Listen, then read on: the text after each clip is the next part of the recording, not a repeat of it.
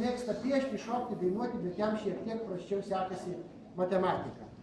Va. Na ir dar aš noriu parodyti naujausią savo knygą. Jinai vadinasi Natas Multus, mano draugas. Irgi aš iš jos jums paskaitysiu. Įdomiausia yra tai, kad čia yra eilėraščiai, ne apsakymai, ne apysaka, ne proza, o eilėraščiai, kuriuos jūs turbūt irgi mėgsta skaityti, ne? Garantuoju, kad kai kurie net ir rašot eilėraščius ar bandot rašyti. Eilėraščių rašymas yra toks savotiškas ir labai įdomus žaidimas. Kas nebandėt rašyti eilėraščio, pabandykit. Gal jums ir pavyks. Tai va, aš esu tikras, kad jūs turit klausimų, jūs paskui manęs paklausit, aš jums būtinai atsakysiu. O dabar ir paskaitysiu iš knygos Berniukai šoka breiką, dabar jums teks kokias 7-8 minutės paklausyti.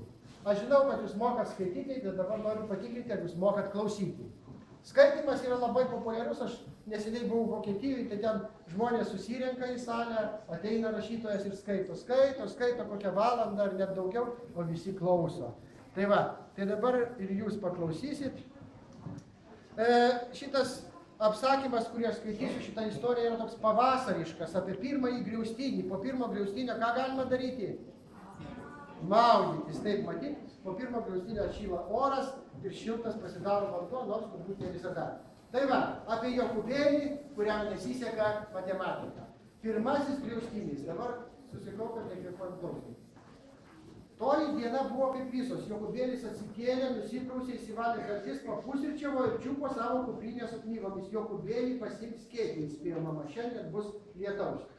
Ir perkūnija griaudės pridūrė dėtis. Nei lietaus, nei perkūnijos Jokūbėlis, ačiū Dievui, nebijo visai. O jeigu ko ir bijo, tai nebent matematikos pamokos. Jūs žinoma nepatikėsit, bet per tą matematiką Jokūbėlis tikriausiai numirs, bus gražiai palaidotas, jam pastatys paminklą, o ant paminklo parašys: šičia ilsisi matematikos mokslų nukankintas Jokūbėlis. Taigi, pirmoji pamoka būtent matematika ir mokytojai liepia ant sumų pasidėti namų darbų sąsiuvinius ir beabejo atversti, kad mokytojai matytų atliktas užduotis. Jokūbėlis tai daro labai nenori, mat jo pasivinė vėl pritrūkyta, o ketvirtiems atlikta, bet ne tai svarbiausia, klaidos. Jų ko gero yra ne tik pirmame, bet ir antrame, kitose stulpeliuose, o žodiniai uždaviniai visai neišspręsti. Jeigu nebūtų tos matematikos, Jokūbėlis į mokyklą galėtų eiti 3 kartus per dieną. Mokykloje gyventi galėtų, mokykla galėtų tapti jaukiausiais Jokūbėlio namais. Svajodamas apie jaukiais namais virtusią mokyklą, Jokūbėlis nė nepastebi, kaip prie jo tyliai prieina mokytoja. Atsistoja visai šalia ir žiūri į Jokūbėlio namų darbų sąsiuvinį ir tyliai stebisi. Na, Jokūbėli, galų gale prabyla, kokią staigmeną šiandien man paruošei. Ruošiau, bet Jokūbėlis mintyse turi namų darbus. Matau, ta tavo bet atsidūsta mokytoja, nieko tu neruošiai, tik braukiai ir tepliojai.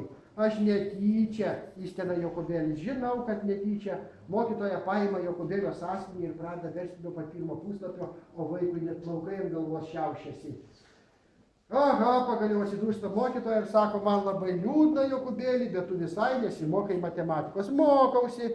Tai kodėl neatlikai net pačios lengviausios užduoties? Kurios?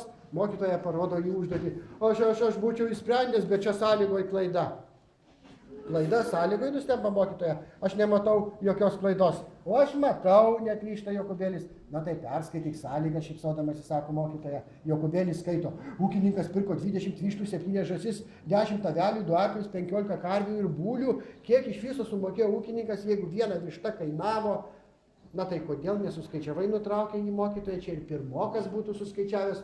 Tai kad nepasakyta, kiek būlių, 1, 5 ar 15. Staiga mokytoja pratrūksta juoktis, o įsijuokusi sako, Karolį, paaiškink Jokūbėliui, ką paaiškinti, kiek būlių.